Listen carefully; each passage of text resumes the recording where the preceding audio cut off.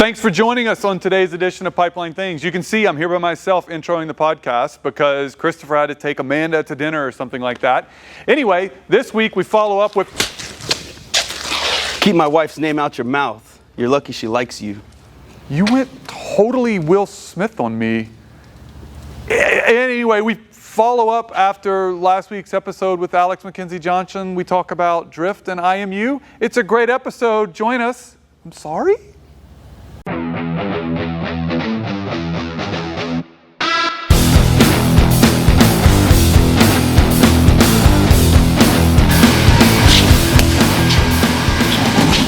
All right, welcome to today's episode of Pipeline Things. I am your host, Thing20, otherwise known as Rhett Dotson, and my co-host, again, not lesser in prominence, but in stature, Thing21, Mr. Christopher DeLeon. Thing20 fun, let's be clear. Okay, that's Thing whatever. 20 fun. So, hey, man, it's another day, another show. Excited to be with you, so it could be a good topic for today. But before we do that, man, what's up with you? You know, I just, the office has been a lot more quiet lately. Why do you think that is? Are we going there? Maybe because somebody decided they want to take vacation and leave the rest of us here to fend for ourselves. You know, everybody needs a recharge moment, Christopher. Everybody needs to step away and recharge. I'm pretty sure everybody would say you're more like the Energizer Bunny than meeting. You know, I'm sure in between the Energizer Bunny commercials when he was walking around beating that drum, they probably swapped his batteries out, no matter what Energizer probably wants us to know. How are you? How was your vacation? Man, vacation was good. I took the kids camping at Somerville, and it was a lot of fun. What I am grateful about is that when we left, I checked the weather, and it was clear all 4 days. But on day 3, when we were there, I checked the weather again, and there was a severe thunderstorm warning scheduled for that night, at which point I was like, you know, we're in a tent, and I don't know if we want to be here during a severe thunderstorm. And so I made the call with my brother-in-law to, hey, I think we need to call this show early, and we need to pack up. And I'd say it was a good thing that we did because a storm cell developed out of nowhere and we found ourselves tearing down in the middle of a rainstorm, which is absolute chaos when you have 4 small kids. So I'm in a tent. So you took the kids. Oh, yeah. Oh, boy. It's me. And we have literally a 12-year-old, a 10-year-old, an 8-year-old, and a 7-year-old. And I'm with the 7-year-old in the tent, tearing it down, and she's in tears as it's crying and it's thundering. Then it starts hailing while we're tearing down. The back of the truck is getting soaked. The only thing I'm glad for is that was only a harbinger of things to come. Because as we were leaving on the way home, we were driving through massive hailstorms, like 40-mile-per-hour winds. Yeah. And I don't know what we'd have done if we'd been there. You know, it's a good takeaway. What is that? Sounds like great memories. Your kids are going to remember this forever. We will have good memories. So what was your composure? How'd you act? How will they forever remember this? Dad was blank. Dad was what? Dad contained himself to some extent. It was good, Chris. It was good. I was pretty stressed out. What they remembered is that they said we got home in chaos. But so that's my week. You know, again, so check the weather before you camp and be prepared. Things change. Yeah. That's what I'll say, especially if you're going to go camping for 4 days. But man, let's kick it in. Let's go straight into today. So today's topic is going to follow up closely from the last week's, which we had the dirt merchant, Alex McKenzie Johnson, one. Again, before you listen to this episode, I would remind you or ask you, go listen to what the dirt merchant had to say. So why don't you recap it for us, Chris? Pick up real quick. Yeah. One, we just wanted to thank Alex again for sharing some time with us and sharing his knowledge. Geohazards is one of those things where it seems like it just happens, right? And so a couple of takeaways from that episodes were don't waff it up. Right? Weather related and outside forces, you know, so if you do have an incident, you know, honor the show a little bit and show up on site and say, what the waff? You know, and so that was a big takeaway. Caption that on LinkedIn for us. Yeah, what the waff.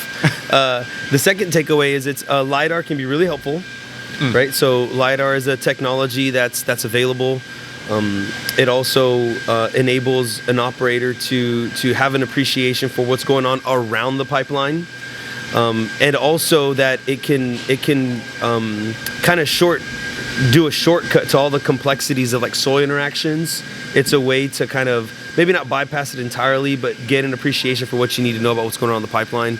And then third was IMU data which can be onboarded to an ILI system, can be really, really helpful.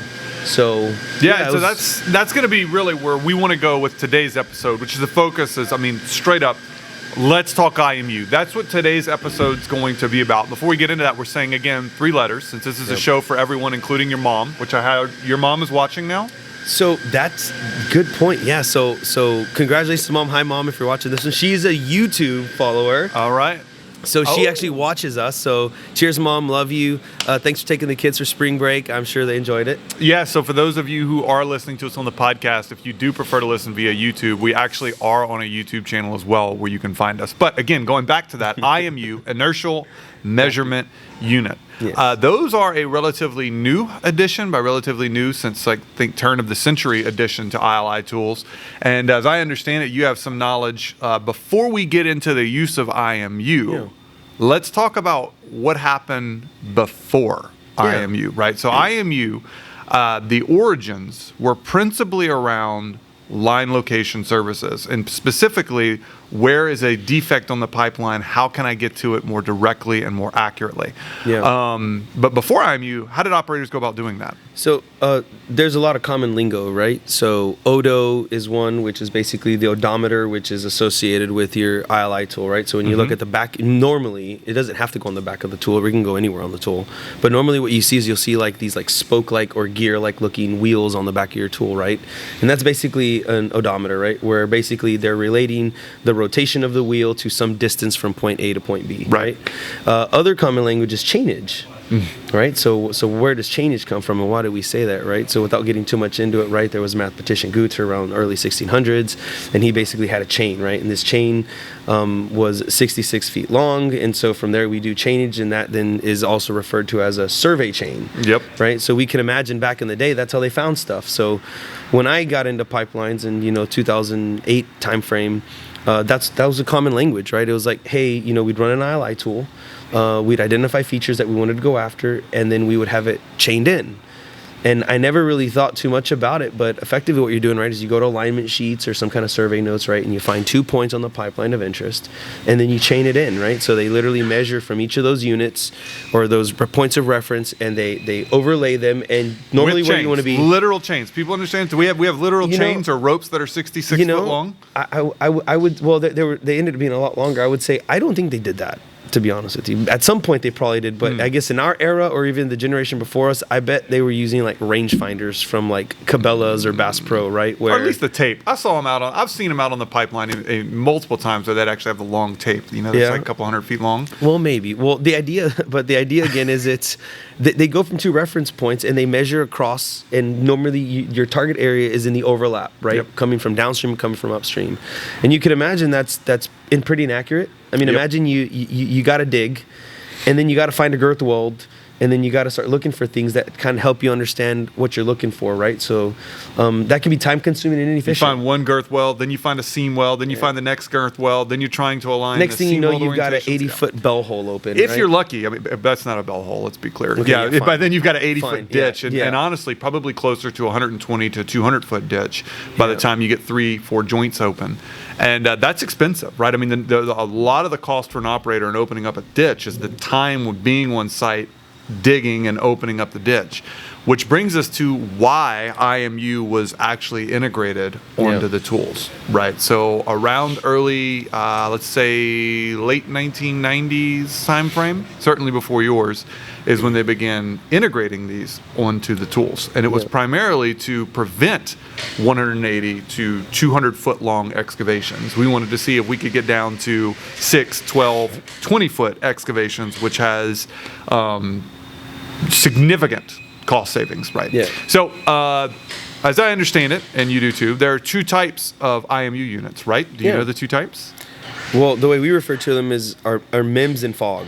MEMS and FOG. Do you know what MEMS stands for?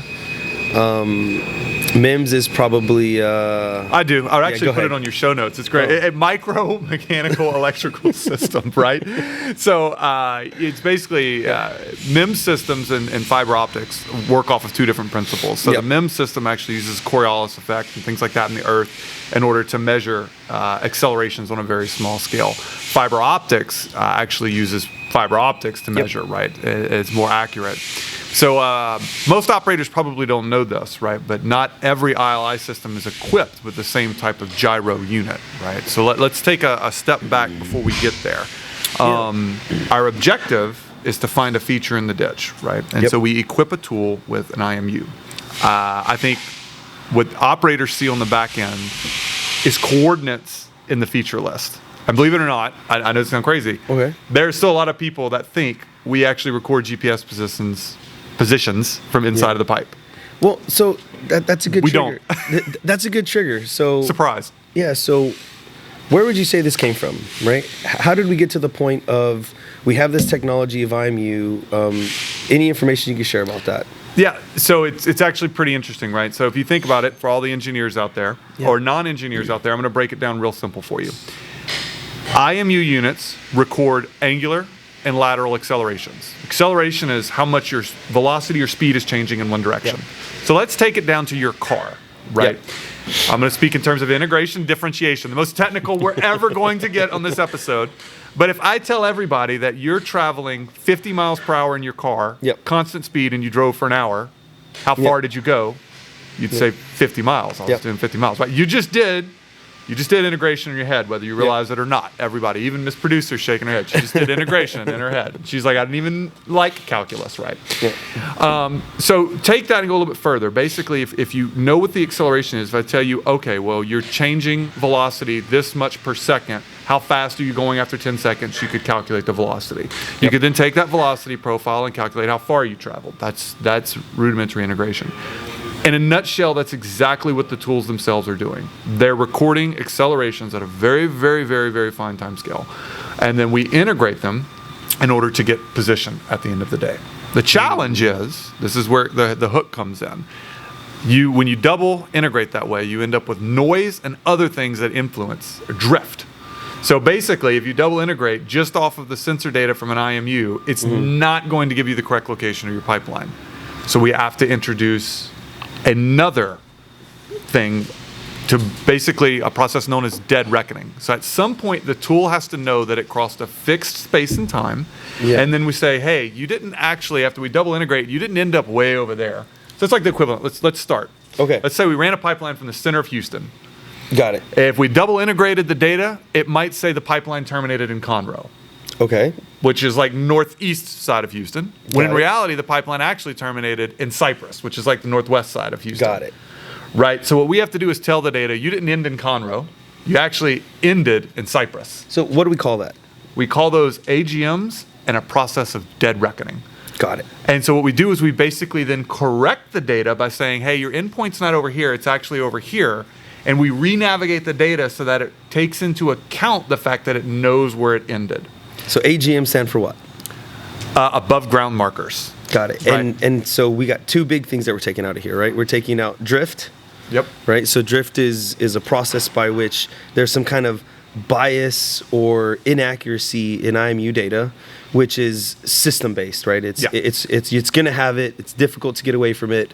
And the way we mitigate that is through above ground markers. Yep. What can you say about above ground markers? So above ground markers, the error increases the further your above ground markers get away from each other. Okay. Right?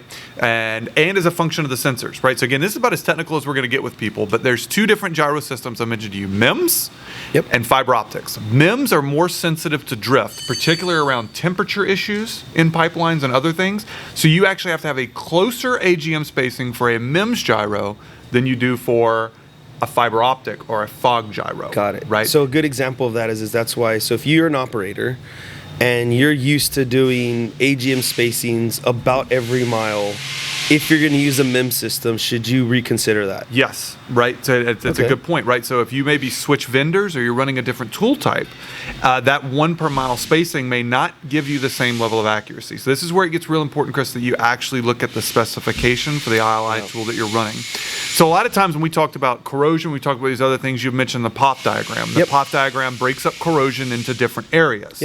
But when we talk about a gyros, now we're actually talking about a specification that's based on something required from the operator, namely the spacing of their AGMs, right? So, and that what that looks like is the further your AGMs, the less accurate your GPS coordinates that they give to you at the end of the day are. Got it. So let's summarize that a little bit. Let's grab onto it, right? So what do operators take away from this? What they basically say is there's drift and there's AGMs.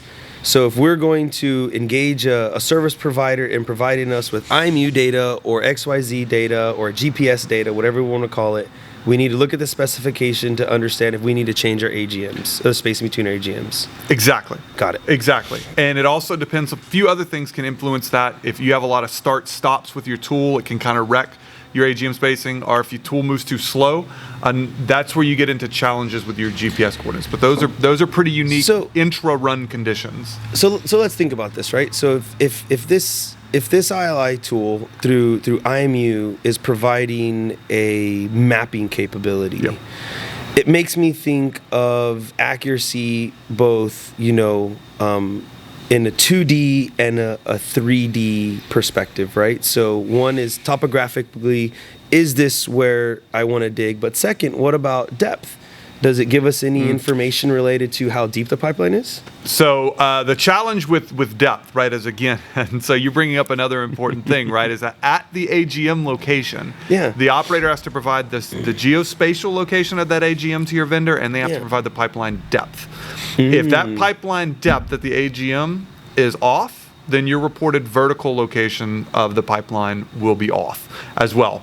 Right, so as well as, again, we ran into this a lot at our former employer, Rosen, where you'd run into challenges with the depth that was provided by a vendor maybe was not actually top of pipe, or it was actually pipe center line, which can make a big difference in a large diameter pipeline on what your actual depth of cover is.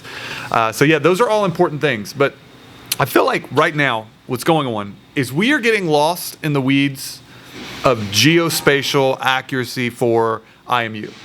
And I think where the industry is at is everybody thinks, hey, I ran IMU, I found out the geospatial accuracy of my pipeline, I know where it is, I don't need to do it again. And this is a battle I've been fighting. Geospatial accuracy, your XYZ coordinates that you get for doing digs, were the primary use of IMU, but they are by far not the most valuable part of the IMU data set. I think another point, though, also is it's, we were talking a little bit about origins, right? We talked a little bit about chainage and how the value of IMU, and if we weren't clear about it, one of the big reasons why operators would engage ILI service provider to include IMU was really to make it more efficient to identify where growth roads were so they can get in and get out. Yep. Right? This process of surveying in where you needed to dig became really time consuming. It became a burden on operations. And so we have this technology that I would, again, every ILI service provider kind of has their own costing model, but we could say it's usually around 10% of the cost of the inspection from an ILI perspective, roughly, right? And that doesn't cover everybody, but it's a ballpark example, 10 to 15%. And so when you would look at those costs compared to what it would take to do 80 anomaly digs or 20 anomaly digs and the time to expose the line, the value of IMU was just there.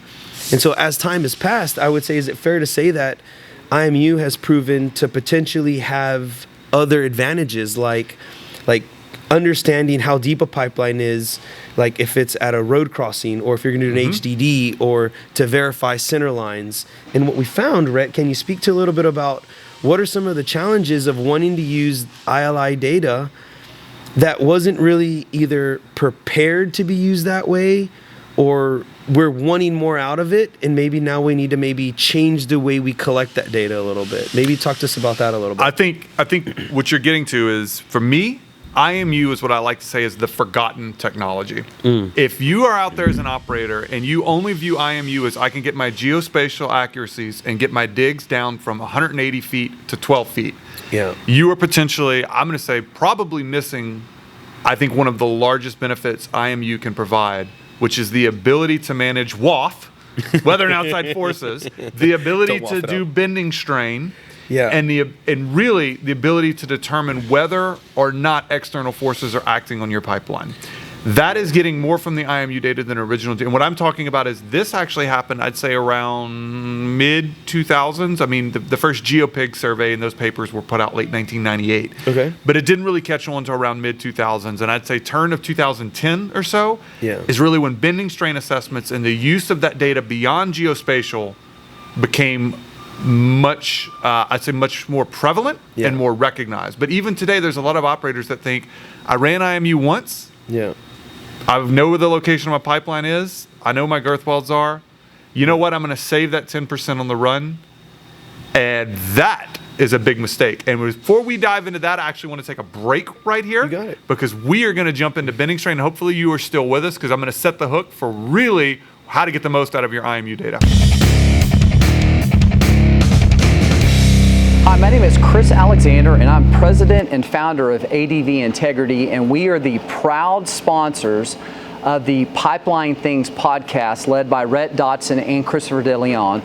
In that podcast, they're going to be talking about things like integrity management, pretty much anything related to pipelines, including regulations, technology, and anything that you would need to know. They're also going to be talking about current events.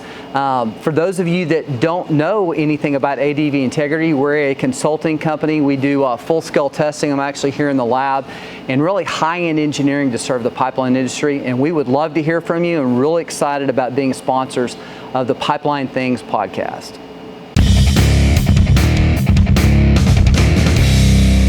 Awesome. So we're back. We're talking about IMU. So on the first part, we talked about how the technology works, what dead reckoning is, and all that fun stuff.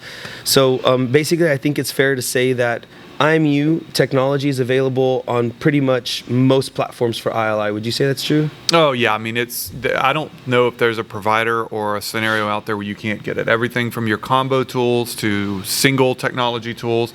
I mean, even now there's some cleaning pig solutions that have IMU integrated onto them as well. So I mean, it's definitely available out there.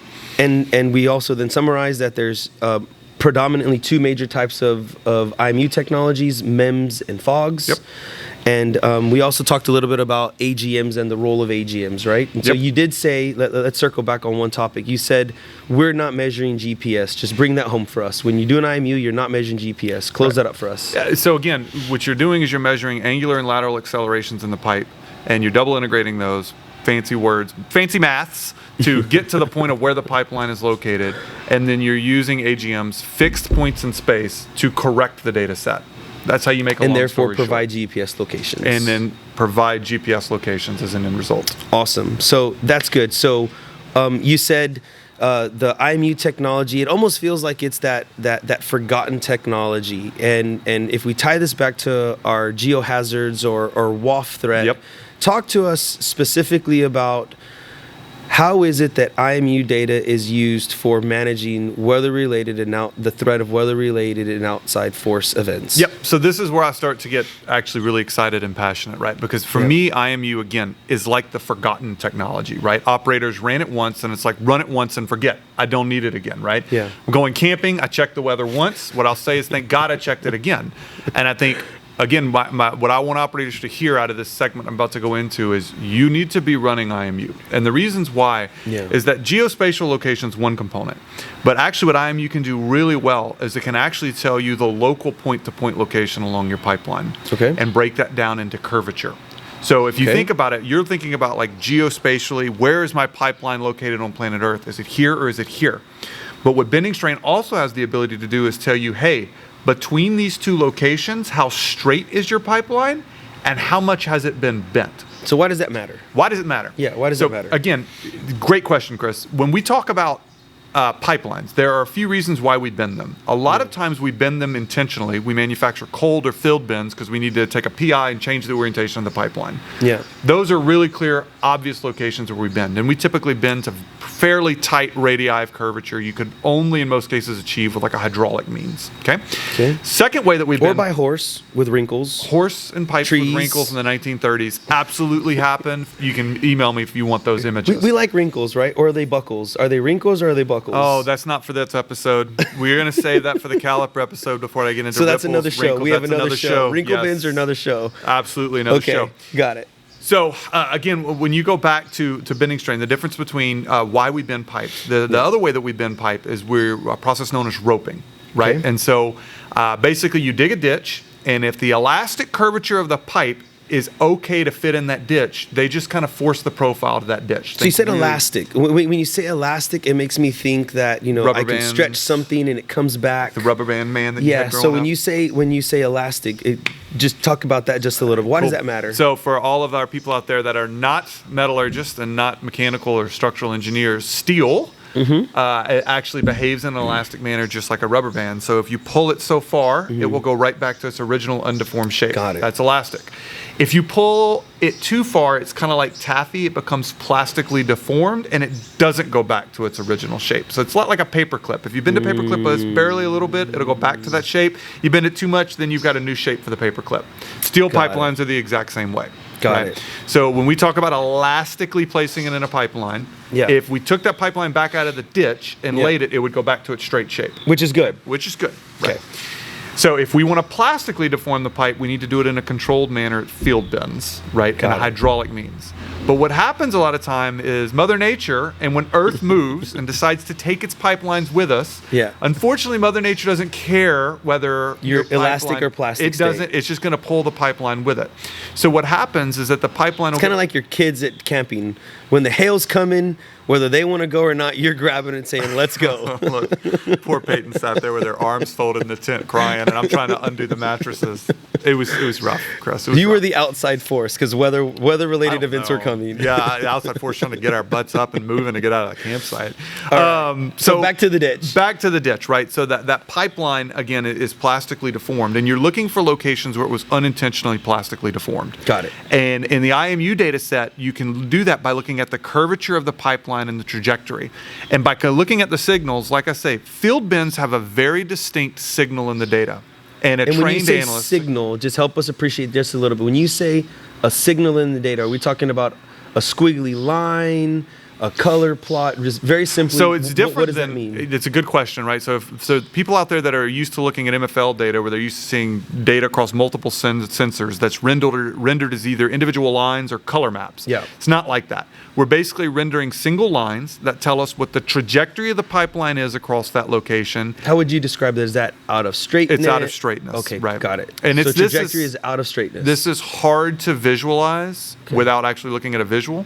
Okay. What I'm going to say is imagine that you took a straight line and you stretched it over the pipeline. We could then determine how much the pipeline had deviated from that straight line. Got it. So that's trajectory. Yes. All right. So then what else are we looking at? Then the next thing we're going to look at is how much we quantify that change in trajectory as curvature and then get bending strain from it. So bending strain comes from curvature change. All right, now everybody track with me. Bending strain and curvature, kind of think about how hard you would turn in a curve, right? Like if you're driving in a car, you can usually tell when you turn into your driveway. Yeah. Because that feels like, wow, that was a really sharp change. Yeah. That's like different. A U-turn in your car. Yes, that's right? different you than slow down, you're going to make a turn. Exactly. Whereas like on the overpass, maybe it's a wider turn and it's a lot easier. Exactly. And if you're driving like me, I want to be on the inside lane because I got centrifugal forces trying to get me There out. you go. So the difference is, right, the turning into your driveway is kind of like a field bend. Got it. And we can see it in the data that way as, oh, that's a hard turn. That's a field bend. Yeah. And then the same way, driving like a real soft curve around the interstate, we can see that as well. And we're like, that's where the pipeline might have been roped in. That's distinctly different than all of a sudden you get a harsh, uncontrolled turn and you're like, it's neither turning into your driveway, nor is it that soft thing on the interstate. And an analyst will say, wow, that's where the pipeline was unintentionally bent. Something is going on there. And so IMU helps us identify those locations that weren't intentional. Along the entire span of the pipeline segment that you inspected. And it does it by describing the pipeline, am I getting this right, via out of straightness? Yep. And changes in curvature. Absolutely. Got it. And so I think we're starting to see what you're saying. So normally, how is that presented? Because I would almost say that an operator, if they're looking at IMU data, they're used to seeing coordinates, right? So now help us appreciate, if you're going to use IMU for an assessment, let's go back to integrity terminology. I believe we may or may not have the threat of WAF. Yep. And we have IMU data. Am I going to get a list of GPS coordinates that I got to integrate? Talk to me about what IMU data looks like. So when you get a bending strain assessment, you're going to get an assessment that says, hey, we identified this area that has abnormal curvature or curvature that's outside of roping and not quite filled bends. We'll also identify the filled bends for you too and say, hey, these areas were intentionally built, but this big section right here, that was not intentionally built. And then we'll quantify the percentage of that strain. Okay. And so that gives an operator an understanding of how severe it might be. So for instance, if I tell you, hey, you have this 300 foot long segment and it was a 0.4% strain, that's pretty significant. So tie that back to me, right? So I'm going to go back to the ditch. You said there's bins that are good, which are elastic, and then there's bins that are plastic, which may be good or may not be good. And now you just said strain. Yep. So how does strain help us understand if it's good or bad? So strain helps you understand whether it's good or bad because it tells you the magnitude of how much the pipe was intentionally or unintentionally bent. So like in field bends, they're typically bent to 1, 2, 6%, pretty high strains, and you have to be done very controlled. Okay. So when we talk about a uncontrolled bending, we're talking about usually on the order of 0.2 to 0.5, maybe 1% strain. And in an uncontrolled manner, that's pretty significant on a pipeline. You can get buckling, you can get some other pretty nasty things that happen. Your girth welds can split apart. It's pretty common. Those are the two types of things that will typically happen if a pipeline is bent in an uncontrolled manner. And again, so what we go through is we identify all these areas, right? Now, they're not all associated with geohazards. That's the other important thing to note, right? So when you get these bending strain areas, some of them you look and you're like, there's a road crossing and it's cased and I've got a wall thickness change. That suddenly starts to make sense why you would have, if you've been on a site, right, that was a pretty hard fit up there. They were having trouble aligning the sections of the pipe underneath that casing, threading it through, wall thickness change. You wait till the supervisor leaves the site, you grab it with the backhoe, you force it into position. So I want to take this back to the integrity engineer that's wanting to bring in a WAF assessment because they're going to have IMU data on their ILI system, and they're going to be looking for a deliverable. Summarize for me what that deliverable looks like. So what that deliverable looks like is, again, since we like Excel spreadsheets, operators are always going to get a list of the bending strain areas that will tell them the length of it and the peak bending strain. Okay. Right? That is the least valuable part of a bending strain assessment. Behind that, they'll actually get images of all of the plots that show you what the deformation and what the strains look like throughout the area. That's where the real gold in a bending strain assessment is, because the operator can couple that with other data sets, such as maybe LiDAR or such as maybe satellite imagery, to start to determine what's going on. So you look at an area and you say, wow, the strains are kind of localized. And oh, wow, that's where I have a crossing. I can see I've got a cased crossing there. I see I've got a roadway that was built. That's probably stable in most locations. That's distinctly different than, man, I've got this 350-foot area. Oh, it happens to be on the side of a hill. I start looking at the satellite imagery. Maybe you can actually see scarps in the surface where you start to see cracks. You start to say, there's probably something else going on in my pipeline there, right? So bending strain. That seems pretty advanced. It is a little bit, but it can be integrated very well with those other data sets. So normally the deliverable will be, there will be a spreadsheet component and there's going to be a graphical visual component. Absolutely. So normally there's two deliverables. When we think of an ILI system and an integrity assessment, we also often like to think of things like, when do I start to care? Right. So is there like a minimum reporting threshold or a threshold of concern that we can offer the audience as a rule of thumb? So most operators will report at around 0.125% strain. Okay. So 0.125, again, and this is going to get technical, is still within the elastic region of a pipeline. And elastic is still okay because it can come back to original shape. Got it. The reason that limit is chosen is it's where we can pretty confidently discriminate noise in the system from actual signals that we're interested in. That we need to interpret. That's the significance, right? You can use lower levels, but you start to pick up a lot of background noise in areas where you're going to identify features that are not of interest to the operator. So typically 0.125%. So that's a reporting threshold. Yep. 0.125% strain. And that came from curvature. Got it. Yep. When do I need to start carrying? So is it an RPR? Is it a burst pressure ratio? No, it's not an RPR. Okay. I like to give operators some stakes in the sand, but those stakes in the sand really kind of depend on your system, right? So again, this is whether or not I left the campsite depends on whether or not I was in a tent or whether or not I'm in an RV. If I'm in an RV, we pack up and we're good. You're good. In a tent, you get the heck out of the site because you got hail and everything else coming. Right, so I'm going to break this down. So I like to tell operators between 0.125 and 0.2 is like, hey, be aware of it. You need to look for it.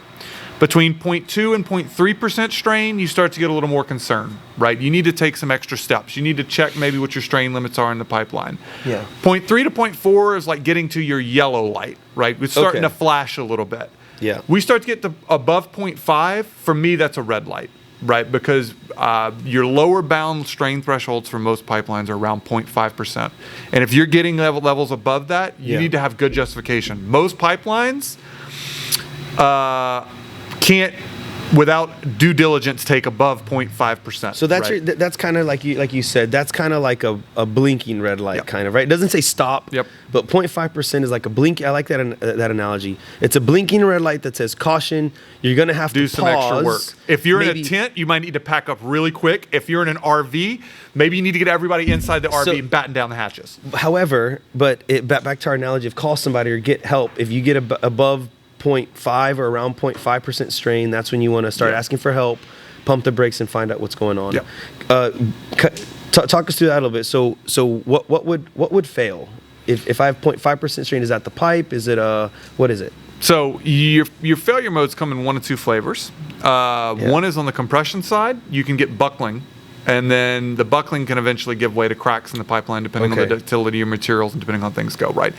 This is a problem for most of your large diameter, thin wall gas pipelines, right? So the gas operators that exist with D/Ts above 50, 60, approaching 100, that buckling limit usually becomes a real problem for them. On the other side, on your tensile side, your concern is your girth welds, particularly in some of our older pipelines. The girth weld strain capacities, I mean, they vary significantly, Chris. I mean, I've seen girth welds fail with as little as 0.3% strain. And then on the other side, you can tie the pipeline into a pretzel and get well above 2%, and it's fine. So I really, really like where this is going, and I feel like there's a lot of stuff we still need to drill into, right? So if I'm an integrity engineer or listener and I'm hearing this show, I understand that IMU is available, that IMU gives me trajectory and curvature, and we can use that to now manage the threat of weather-related outside forces, right? We've also then kind of described a little about what that deliverable looks like and thresholds, but I want to get more into the meat, but we don't have time for that today. So guess what we're going to have to do? Are you going to leave a cliffhanger? We're leaving a cliffhanger. You have to come back for... I wasn't prepared for a cliffhanger. That's okay. Well, we're episode 2 of Bending Strain? We're going to do episode 2 of Bending Strain, and we're also going to touch on maybe a significant event and some lessons learned from there. So then really... And also pipeline movement. What we left the operators with from this is sort of like an introduction to IMU. Be aware of your units, be aware of your, whether it's MEMS or it's FOG, and be aware of the impact on your AGMs. And then be aware that there's a whole nother data set you can get beyond that, which is bending strain. Yes. And you want to dive into bending strain on the next bending episode. Strain for sure. Let's get into the weeds of how we're going to do that. All right. Well, Mom, we're going to close it out today. And for everybody that's out there, thanks for joining us. We will be back 2 weeks from now and look forward to seeing you then. We will close out bending strain, where you should get that data and what you should do with it. I am your host, Thing20. Thanks for joining me today. And my co-host, Thing21. We'll see you in 2 weeks. Thing20 fun. We'll see you guys.